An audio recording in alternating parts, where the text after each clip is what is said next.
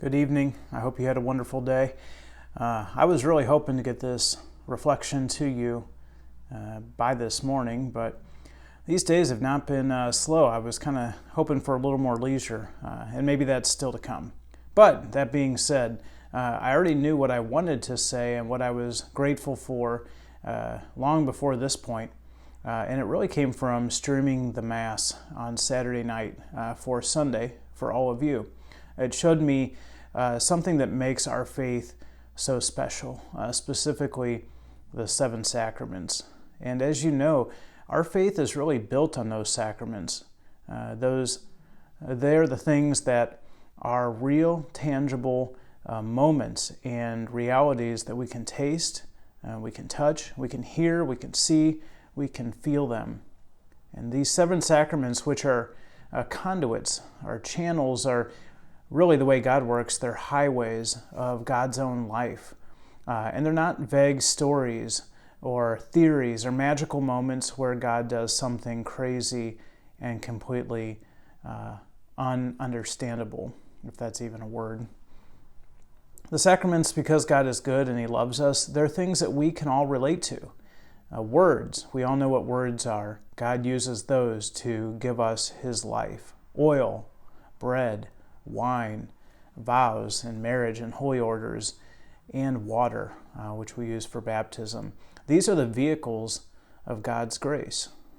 They are things that you know when they happen. You know when you receive them. And they're always shared with other people. In fact, you can't have any of the sacraments remotely. All of them involve our presence, at least one of us, with each other and the church's minister. And that's really what's something kind of unique about our faith. Maybe something that we've gotten so used to that we've forgotten how special it is, especially as we've grown up along so many different religions, which are certainly good in their own way, but they don't quite offer the same sacramental system that you and I enjoy. And so when you think about it, these sacraments and the way that God comes into our life in these ordinary means, that's really what you and I are missing right now.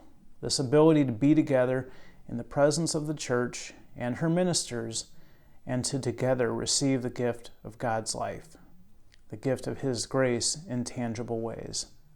And as hard as we try, streaming and virtual church, it will never quite be as fulfilling or as transformational. And so while that's a bummer right now, I can't wait for the time we get back together and celebrate the sacraments again. And I hope that through this experience, I don't take them for granted or approach them as nonchalant as I have in the past. And so that's what I'm grateful for today. I'm grateful for the sacraments. And I thank God that He chose to use these ordinary, accessible things that you and I can relate to as the way to come closer to Him, but also to help us love each other. God always comes to meet us. He's always the one who takes the initiative. And how blessed you and I are to be loved by Him. So, what are you grateful for today?